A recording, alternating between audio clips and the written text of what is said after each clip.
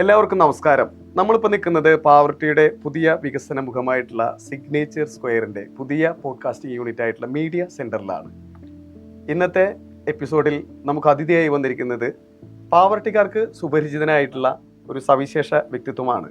പാവർട്ടിയെ സംബന്ധിച്ചിടത്തോളം സാധാരണക്കാർ വളരെയധികം ആശ്രയിക്കുന്ന അക്ഷയ സെൻറ്ററിൻ്റെ അമരക്കാരൻ, അതുപോലെ തന്നെ വിദ്യാർത്ഥികൾ ഏറെ ആശ്രയിക്കുന്ന സ്കിൽ സെൻറ്ററിൻ്റെ അമരക്കാരൻ, അതോടൊപ്പം തന്നെ പാവർട്ടിയുടെ പുതിയ വികസനമുഖമായ സിഗ്നേച്ചർ സ്ക്വയർ എന്ന അത്യാധുനിക ഷോപ്പിംഗ് കോംപ്ലക്സിന്റെ സാരഥികളിൽ ഒരാൾ, ഞങ്ങളെല്ലാവരും സ്നേഹത്തോടെ സോണിച്ചൻ എന്ന് വിളിക്കുന്ന സോണി ജോസ്.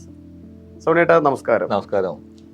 തീർച്ചയായിട്ടും വളരെ സന്തോഷമുണ്ട് ഇന്നത്തെ ഒരു എപ്പിസോഡിൽ അതിഥിയായിട്ട് പ്രിയപ്പെട്ട സോണിച്ചിനെ കിട്ടിയതിൽ. എന്താണ് ഈ സോണിച്ചിനെന്ന് ആളുകൾ വളരെ സ്നേഹപൂർവ്വം വിളിക്കാനായിട്ടുള്ളൊരു കാരണം? അത് പറയുകയാണെങ്കിൽ ഞാൻ ഓൾറെഡി ഞങ്ങൾക്ക് ക്ലബ് ഉണ്ട്, സ്വാൻ എന്ന് പറഞ്ഞിട്ട് ചിറ്റാട്ടുകരയിൽ. അപ്പൊ അവിടെ ബിസിനസ്സിലേക്ക് ഇറങ്ങിയത് കൊണ്ടാണോ എന്നറിയില്ല, അതോ എന്നിലൊരു അച്ചായന്റെ ശൈലി ഉള്ളത് കൊണ്ടാണോ എന്നറിയില്ല, എന്നെ അവര് സ്നേഹപൂർവ്വം സോണിച്ചൻ എന്നാണ് വിളിക്കാറ്. പിന്നെ എനിക്ക് ഭയങ്കര ഇഷ്ടപ്പെട്ടു. അപ്പൊ പിന്നെ ഞാൻ തന്നെ അത് ബ്രാൻഡാക്കിയിട്ട് മാറ്റി, സോണിച്ചൻ എന്നുള്ളൊരു ബ്രാൻഡ്. നമ്മൾ ആദ്യം പറഞ്ഞപ്പോൾ ചിറ്റാട്ടുകരയിലെ സ്വാൻ ക്ലബിനെ കുറിച്ച് പറഞ്ഞു.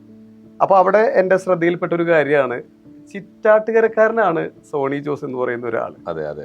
അദ്ദേഹം 25ഓളം വർഷങ്ങൾക്ക് മുൻപ് പാവർട്ടിയിൽ ഒരു സംരംഭവുമായിട്ട് വരുമ്പോൾ, ഒരു ചിറ്റാട്ടുകരക്കാരൻ പാവർട്ടിയിൽ ഒരു സംരംഭവുമായിട്ട് വരിക എന്ന് പറഞ്ഞാൽ അതിൽ തന്നെ ഒരു പുതുമയുണ്ട്. സാധാരണ എല്ലാവരും അവരവരുടെ മദർലാൻഡിൽ ഒരു സംരംഭം തുടങ്ങുക എന്നുള്ളൊരു ആശയമായിരിക്കും ഉണ്ടാവുക.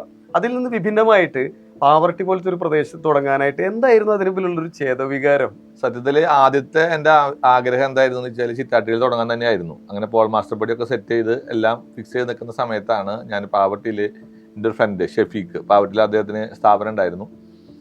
ഞാൻ ഏറ്റവും അധികം വിലമതിക്കുന്നത് എൻ്റെ ഒരു ഫ്രണ്ട്സ് സർക്കിളിലുള്ളവരുടെ തരുന്ന ഇൻഫർമേഷനാണ്. അതായത് ഞാൻ രക്ഷപ്പെടണം, അല്ലെങ്കിൽ നമ്മൾ രക്ഷപ്പെടണം എന്ന് ആഗ്രഹിക്കുന്ന ഒരു വലിയ കമ്മ്യൂണിറ്റി എപ്പോഴും എൻ്റെ കൂടെ ഉണ്ട്. അതിൽ ഞാൻ വളരെയധികം വിശ്വസിക്കാറുണ്ട്. അങ്ങനെ വളരെ ഫ്രണ്ട്ലി ആയിട്ടുള്ള ടോക്കിൻ്റെ ഇടയിൽ ഷെഫീഖ് പറയാണ്, സോണിയ ചിറ്റാട്ടുകരയൊക്കെ ഇങ്ങനെ ഒരു സ്ഥാപനം തുടങ്ങി കഴിഞ്ഞാൽ അതൊക്കെ വിജയിക്കാനുള്ള സാധ്യതയുണ്ടോ? കാരണം അതൊരു ചെറിയൊരു ഏരിയ ആണ്, തുടങ്ങുകയാണെങ്കിൽ പാവർട്ടിയിൽ തുടങ്ങിക്കൂടെ? സ്വാഭാവികമായിട്ടും അന്ന് ഞാൻ ബിസിനസ്സിന്റെ മേഖലയിൽ തുടക്കക്കാരനാണ്. അപ്പോൾ പാവർട്ടി പോലത്തെ വലിയൊരു സ്ഥലത്ത് വരിക, അതൊരു ഇൻവെസ്റ്റ്മെന്റ് നടത്താൻ സ്വപ്നം പോലും കാണാത്തൊരു സമയമാണ്. അപ്പോൾ എന്നോട് ഷെഫീഖ് പറഞ്ഞു, ഓൾറെഡി ഇപ്പോൾ KICB പാവർട്ടിയിൽ നിന്ന് മാറിയേക്കണം, ആ സ്ഥലത്ത് നിന്ന് ആ ബിൽഡിംഗ് ഒഴിഞ്ഞു കിടക്കുകയാണ്. അത് ആരുടെയാണെന്ന് അന്വേഷിച്ചിട്ട് ഒന്ന് അറ്റംപ്റ്റ് ചെയ്തുകൂടെ? കിട്ടിയാൽ കിട്ടി, പോയേ പോയി. അപ്പൊ എനിക്ക് തോന്നി അതൊരു പോയിന്റാണ്, ശ്രമിച്ചു നോക്കാലോ, കിട്ടിയാലും കിട്ടിയില്ലെങ്കിലും കുഴപ്പമില്ല. അങ്ങനെയാണ് ഞാൻ പാവർട്ടിയിലേക്ക് ആലോചന വരുന്നത്. പക്ഷെ നമ്മളെ സംബന്ധിച്ചുള്ള സാമ്പത്തിക സ്ഥിതി അതൊന്നും തുടങ്ങാനുള്ളൊരു അവസ്ഥയിലല്ല. അന്വേഷിച്ച് വന്നപ്പോൾ ജോസഫ് മാഷാണ് അതിന്റെ ഓണർ എന്ന് മനസ്സിലായി. ജോസഫ് മാഷ് നമ്മുടെ പാവർട്ടി സെന്റ് ജോസഫിൽ പഠിപ്പിച്ചിരുന്നത്. അപ്പൊ എൻ്റെ അപ്പച്ചൻ മാഷാണ്, അദ്ദേഹവും മാഷാണ്. അപ്പൊ മാഷ് എന്ന് പറയുന്ന ഒരു ബന്ധം അവിടെ ഉണ്ട്. തീർച്ചയായിട്ടും. അങ്ങനെ ഞങ്ങള് ഒരു ചോദിക്കാം, വെറുതെ കിട്ടി പോയേ പോയി നേരത്തെ പറഞ്ഞ പോലെ അങ്ങനെ ജോസഫ് മാഷിന്റെ വീട്ടിലേക്ക് എത്താണ്. ജോസഫ് മാഷ് നമ്മുടെ പ്രൊജക്ട് കേട്ടു, പാവത്തിൽ ഇങ്ങനെ ഒരു കമ്പ്യൂട്ടേഴ്സ് തുടങ്ങാന്നുള്ളതാണ് നമ്മുടെ ആശയം. അപ്പോൾ അടുത്ത സ്വാഭാവികമായിട്ട് വരുന്ന ഒരു ചോദ്യം ഞങ്ങൾ പ്രതീക്ഷിക്കുന്നുണ്ട്, അതായത് അഡ്വാൻസ് എത്ര തരേണ്ടി വരും? അപ്പോൾ ഞങ്ങൾ പറഞ്ഞു, അഡ്വാൻസ് എന്ന് പറഞ്ഞിപ്പിക്കാതെ. ഞാൻ അഡ്വാൻസ് ചോദിച്ചില്ലല്ലോ, പിന്നെ നിങ്ങൾ ഇതിനെ കുറിച്ചിട്ട് പറയണത്. അപ്പൊ നമ്മുടെ ഏറ്റവും വലിയൊരു കൺസേൺ ആയിരുന്നു അഡ്വാൻസ് കൊടുക്കാനുള്ള പൈസ നമ്മുടെ കയ്യിൽ ഇല്ല എന്നുള്ളത്. അത് കണ്ടറിഞ്ഞുകൊണ്ട്, എനിക്ക് തോന്നുന്നു മാഷന്മാരായതുകൊണ്ട് അവർക്ക് നമ്മളൊരു വേവ് ലെങ്ത് ഉണ്ടാവുമല്ലോ. അതായത് ഒരു മാഷ് എന്നുള്ള നിലയിൽ എൻ്റെ അപ്പച്ചൻ മാഷായിരുന്നു, അമ്മ ടീച്ചറായിരുന്നു. അപ്പോൾ ഒരു അധ്യാപക കുടുംബത്തിന് എത്രത്തോളം ഒരു കുറഞ്ഞ കാലഘട്ടം കൊണ്ട് എൻ ചെയ്യാൻ പറ്റുന്നത് വളരെ വ്യക്തമായിട്ട് ജോസഫ് മാഷ്ക്ക് അറിയാം. തീർച്ചയായിട്ടും. അദ്ദേഹത്തിന്റെ ആ ഒരു ബേസിലാണ്, അല്ലെങ്കിൽ അദ്ദേഹത്തിന്റെ ആ ഒരു ഔദാര്യത്തിന്റെ പുറത്താണ് നമുക്ക് പാവർട്ടിയിലെ സ്ഥാപനം തുടങ്ങുന്നത്. അത് വീണ്ടും ഞാൻ പറയാണ്, അതായത് അഡ്വാൻസ് പൈസ നമ്മൾ കൊടുക്കാതെ, അതായത് അഡ്വാൻസ് ഒരു എമൗണ്ട് പറഞ്ഞിട്ട് നിങ്ങളത് നിങ്ങൾക്ക് കിട്ടുന്ന സമയത്ത് തരിക. അപ്പൊ നമ്മൾ സ്വാഭാവികമായിട്ട് പറഞ്ഞു അതിന് ഇൻട്രസ്റ്റ് തരാന്ന്. ഒരു ഇൻട്രസ്റ്റ് ഒന്നും എനിക്ക് വേണ്ട, നിങ്ങൾക്ക് കംഫർട്ടബിൾ ആവുന്ന സമയത്ത് അഡ്വാൻസ് എമൗണ്ട് തരിക, നിങ്ങൾ ധൈര്യമായിട്ട് സ്ഥാപനം തുടങ്ങുക. അങ്ങനെ പാവർട്ടിക്കാരന്റെ ഒരു ഔദാര്യത്തിലാണ് പാവർട്ടി സ്ഥാപനം എനിക്ക് തുടങ്ങാനായിട്ട് സാധിച്ചത്. അദ്ദേഹത്തെ ഞാൻ ഇപ്പോഴും നന്ദിയോടുകൂടി ഓർക്കുകയാണ്. കാരണം അന്ന് ആ ഒരു പോസിറ്റീവ് സൈഡ് ഇല്ലായിരുന്നുവെങ്കിൽ ഒരിക്കലും എനിക്ക് ഇങ്ങനെ ഒരു സ്ഥാപനം തുടങ്ങാൻ കഴിയുമായിരുന്നില്ല. സോണിയേട്ടൻ്റെ ഫാദറിനെ സംബന്ധിച്ചിടത്തോളം ഒരു മാഷായിരുന്നു, മദറിനെ സംബന്ധിച്ചിടത്തോളം ഒരു ടീച്ചറായിരുന്നു, അധ്യാപക മേഖലയിൽ വർക്ക് ചെയ്തിരുന്ന ഒരാൾ, സുരക്ഷിത വരുമാനവുമായിട്ട് പോയിരുന്ന അവർ സ്വന്തം മകൻ, അതായത് അധ്യാപനവുമായി ബന്ധമുണ്ടെങ്കിൽ പോലും ഒരു സംരംഭകത്വത്തിന്റെ ഒരു മോഡലിലുള്ള ഒരു പരിപാടി ചെയ്യാന്ന് പറഞ്ഞപ്പോൾ അതും ടെക്നോളജിയുമായി ബന്ധപ്പെട്ട ഒരു കാര്യമാണ്. അപ്പൊ അന്ന് ഇങ്ങനെ ഒരു സംരംഭക ആശയം വീട്ടിൽ പറഞ്ഞു കഴിഞ്ഞപ്പോൾ എന്താണ് അവർക്ക് തോന്നിയിട്ടുള്ളത്? എന്തായിരുന്നു അവരുടെ പ്രതികരണം? ഇപ്പോൾ ഫാദറിന്റെ മദറിന്റെ മാത്രമല്ല, സഹോദരങ്ങളുടെ, അതുപോലെ അയൽക്കാരുടെ, ബന്ധുക്കളുടെ. ഇതില് സാധാരണ പോലെ തന്നെ ഒരു അധ്യാപക കുടുംബത്തിലായതുകൊണ്ട് അവരുടെ ആഗ്രഹം ഞാനൊരു മാഷോ ആവണം തന്നെയായിരുന്നു. സ്വാഭാവികമായിട്ട് അവരുടെ നിർദ്ദേശങ്ങളും താല്പര്യവും അത് തന്നെയായിരുന്നു. പക്ഷെ എന്നെ സംബന്ധിച്ചിടത്തോളം ഞാൻ അതിൽ കണ്ടൊരു കുഴപ്പം, കുറെ ഘടകങ്ങളുണ്ട്. കാരണം നമുക്ക് ഫിക്സഡ് ആയിട്ടുള്ളൊരു എമൗണ്ട് കിട്ടും, കംഫർട്ടബിൾ ആണ്, ലീവ് ഉണ്ട്, കാര്യങ്ങളൊക്കെ ഉണ്ട്. പക്ഷെ ഞാൻ അതിൽ കണ്ടൊരു മെയിൻ പോരായ്മ ഒരു പുതുമകളില്ല എന്നുള്ളതാണ്. അതായത് ഒരു അധ്യാപകൻ പഠിപ്പിക്കുന്നത്, പ്രത്യേകിച്ച് നമ്മുടെ കേരള സിലബസ് ആണെങ്കിൽ, മിക്കവാറും എനിക്ക് തോന്നുന്നത് ചിലപ്പോൾ ജീവിതത്തിന്റെ ഒരു പകുതിയോളം സമയം ഒരേ സംഭവം തന്നെയാവും പഠിപ്പിക്കുന്നുണ്ടാവുക. കാരണം സിലബസ് മാറ്റമൊക്കെ വളരെ അപൂർവമാണ് നമ്മുടെ കേരളത്തിൽ. അപ്പോൾ ഒരിക്കലും ഒരു പുതുമയില്ല അതിൽ. എന്നും ഒരേ രീതിയിൽ ദിവസങ്ങൾ ആരംഭിക്കുന്നു, ഒരേ രീതിയിൽ ദിവസം അവസാനിക്കുന്നു. ഞാൻ ചെറുപ്പം തൊട്ടേ അത് എനിക്ക് ഇഷ്ടപ്പെടാത്തൊരു കാര്യമാണ്. അതിൽ പുതുമകൾ കൊണ്ടുവരാൻ വളരെ ലിമിറ്റഡ് ആയിട്ടുള്ള അവസരങ്ങളേ ഉള്ളൂ. അപ്പൊ ഞാൻ ചെയ്യാന്ന് വിചാരിച്ചാൽ പോലും ചിലപ്പോൾ എന്റെ മാനേജ്മെന്റ് സമ്മതിക്കില്ല. കാരണം ഇതുപോലെയൊക്കെ പോയാൽ മതി എന്ന് പറയുന്ന ആ ഒരു ചട്ടക്കൂടിൽ നിന്നുകൊണ്ട് ജീവിക്കണം എന്ന് പറഞ്ഞാൽ എനിക്ക് തോന്നുന്നു അധ്യാപക ജീവിതം ഒരു ചട്ടക്കൂടിന്റെ ഉള്ളിലാണ്. നമുക്ക് ഇഷ്ടപ്പെട്ട രീതിയിൽ അതിനെ റീസ്ട്രക്ചർ ചെയ്യാൻ എളുപ്പമല്ല. സാമ്പത്തികമായിട്ടും പറ്റില്ല, പ്രൊഫഷനായിട്ടും പറ്റില്ല. തീർച്ചയായിട്ടും. അപ്പൊ തന്നെ ഞാൻ തീരുമാനിച്ചിരുന്നു ഒരിക്കലും ആ ഒരു മേഖലയിലേക്ക് ഞാൻ ഇല്ല എന്നുള്ളത്. അപ്പൊ ഞാനത് വീട്ടിൽ അവതരിപ്പിച്ചപ്പോൾ സ്വാഭാവികമായിട്ടും അതിലൊരു ആശങ്ക വീട്ടുകാർക്ക് ഉണ്ടായി. കാരണം അധ്യാപക കുടുംബത്തിൽ നിന്ന് ഒരു ബിസിനസ്, സർവീസ് സെക്ടർ ആണെങ്കിൽ പോലും അല്ലെങ്കിൽ എഡ്യൂക്കേഷൻ സെക്ടർ ആണെങ്കിൽ പോലും അതൊരു ബിസിനസ്സാണ്.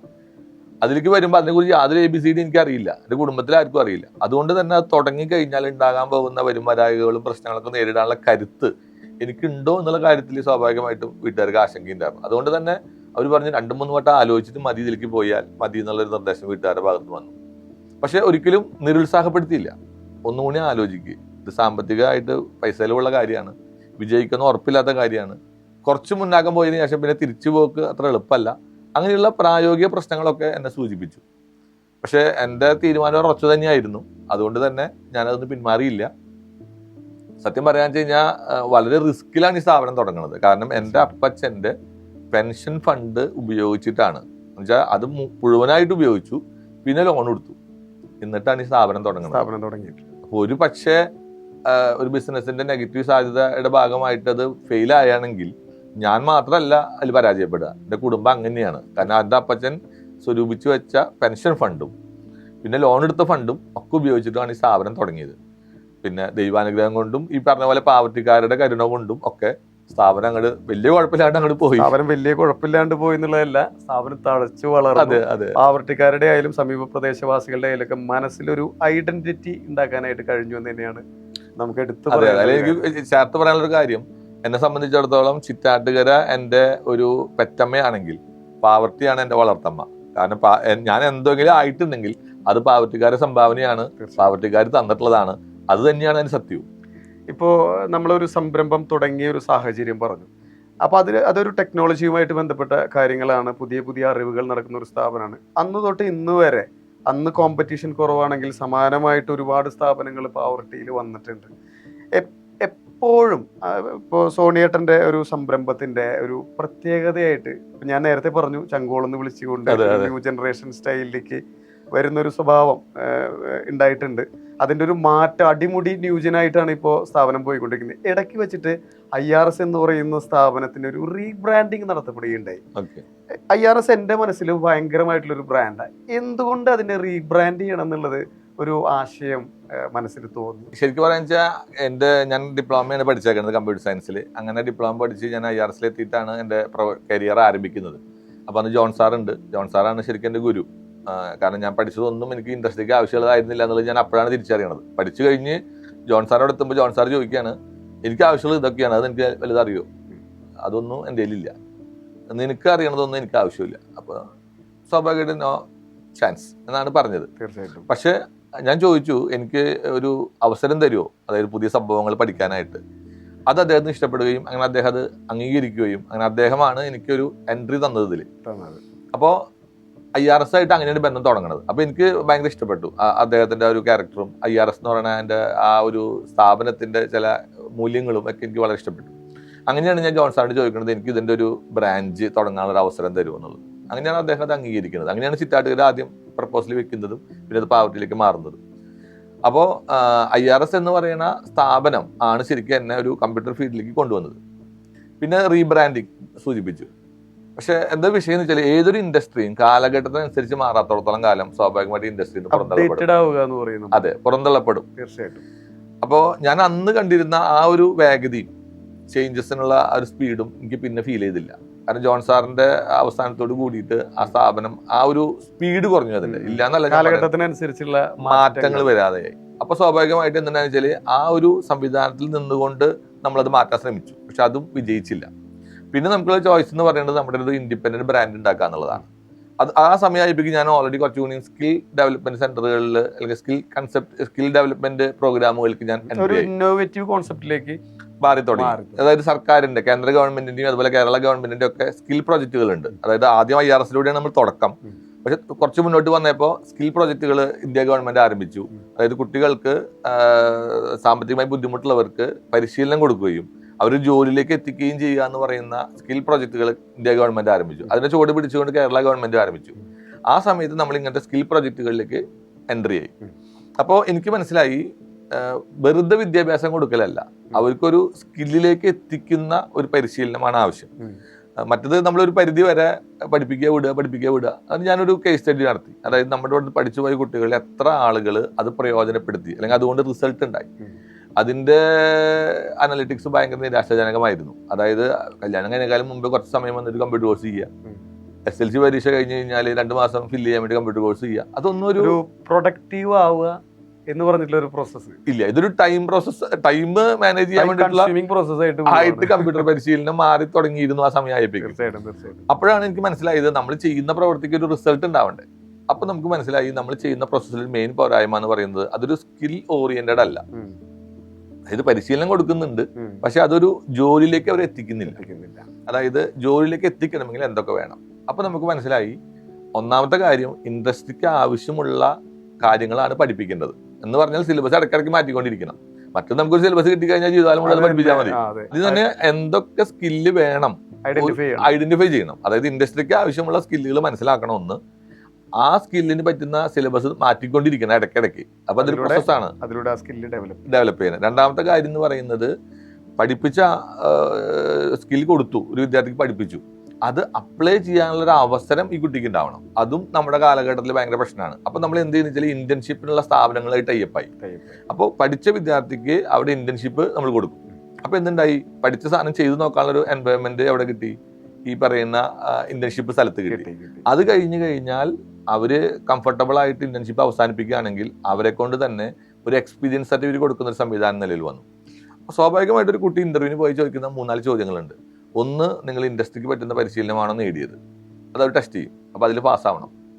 2, നിങ്ങൾക്ക് എവിടെയെങ്കിലും പ്രായോഗിക പരിശീലനം കിട്ടിയിട്ടുണ്ട്, ചെയ്തു നോക്കിയില്ല, പഠിച്ചു എന്നുള്ളത് ഓക്കെ, ചെയ്തു നോക്കിയില്ല. പലരും പരാജയപ്പെടുന്നത് അവിടെയാണ്. അവർക്ക് സബ്ജക്ട് നോളജ് ഉണ്ടായിരിക്കാം, പക്ഷെ പ്രാക്ടിക്കൽ എക്സ്പീരിയൻസ് എന്ന് പറഞ്ഞൊരു സംഭവം ഉണ്ടാവില്ല. അതുണ്ടെങ്കിൽ മാത്രമാണ് ഇൻഡസ്ട്രിക്ക് ആവശ്യമുള്ളൂ. തീർച്ചയായിട്ടും. കാരണം പ്രായോഗിക പരിശീലനം എന്ന് പറഞ്ഞു കഴിഞ്ഞാൽ നമ്മൾ തിയറി പഠിക്കുന്നതിന്റെ അപ്പുറത്തേക്ക് നമ്മൾ സാഹചര്യങ്ങളെ എങ്ങനെ കാണുന്നു, കൈകാര്യം ചെയ്യുന്നു, വളരെ വലിയൊരു കാര്യം. അതിൽ കുറെ കാര്യങ്ങളുണ്ട്. അതായത് സമയത്തിന് വരണം, സമയത്തിന് പോകാൻ പറ്റുള്ളൂ, ഡിസിപ്ലിൻ, അതായത് സ്ട്രക്ചേർഡ് ആയിരിക്കണം, കൃത്യസമയത്ത് അവസാനിപ്പിക്കണം, പിന്നെ അതുപോലെ മറ്റുള്ള സ്റ്റാഫിനോട് എങ്ങനെ പെരുമാറണം, ഇങ്ങനെ കുറെ എലമെന്റ്സ് ഉണ്ട് ഈ ഇന്റേൺഷിപ്പിന്റെ കാലഘട്ടത്തിൽ. അപ്പൊ അതും നമ്മളിതിൽ ഉൾപ്പെടുത്തി. അത് കഴിഞ്ഞ് കോഴ്സ് കഴിഞ്ഞ് ഇന്റേൺഷിപ്പ് കഴിഞ്ഞ് പോകുന്ന സമയത്ത് അവർക്ക് ഒരു എക്സ്പീരിയൻസ് സർട്ടിഫിക്കറ്റോട് കൂടി കുട്ടിക്ക് പുറത്തിറങ്ങാം. അപ്പോൾ ഇന്റർവ്യൂവിന് ഫേസ് ചെയ്യുന്ന 3 ക്വസ്റ്റ്യൻ, അതായത് നിങ്ങൾ നന്നായി പഠിച്ചിട്ടുണ്ടോ, നിങ്ങൾക്ക് ചെയ്ത് പരിചയമുണ്ടോ, നിങ്ങൾക്ക് എക്സ്പീരിയൻസ് സർട്ടിഫിക്കറ്റ് ഉണ്ടോ, ഈ 3 കാര്യങ്ങൾക്ക് നമ്മുടെ വിദ്യാർത്ഥികൾ പറയുന്ന ആൻസർ യെസ് ആണ്. അപ്പോൾ ജോലി ചെയ്യാൻ ആഗ്രഹിക്കുന്ന വിദ്യാർത്ഥികളെ സംബന്ധിച്ചിടത്തോളം പിന്നെ വലിയ പ്രോബ്ലം. അതായത് ഇതൊരു മൾട്ടിപ്പിൾ പ്രോസസ് ആയിട്ടാണ് നമ്മൾ കോഴ്സുകളെ അവതരിപ്പിക്കുന്നത്. വെറും ഒരു കോഴ്സ് പഠിക്കുകയല്ല, അതിലൂടെ ഭാവിയിലേക്ക് അവർക്ക് ജോലിയിലേക്ക് ഏറ്റവും ഉപയുക്തമായ രീതിയിൽ അതിനെ കടത്തിവിടുകയാണ് സ്കിൽ സെന്റർ ശ്രമിക്കുകയാണ് ചെയ്യുന്നത്. അതായത് സ്കിൽ സെന്റർ ശ്രമം അതിലേക്കാണ്. അപ്പോൾ അതായത് നമ്മുടെ അവിടെ പഠിച്ചൊരു കുട്ടി കോഴ്സ് കഴിഞ്ഞ് പോയി കഴിഞ്ഞാൽ അത് ജോലിയിലേക്ക് എത്തണം.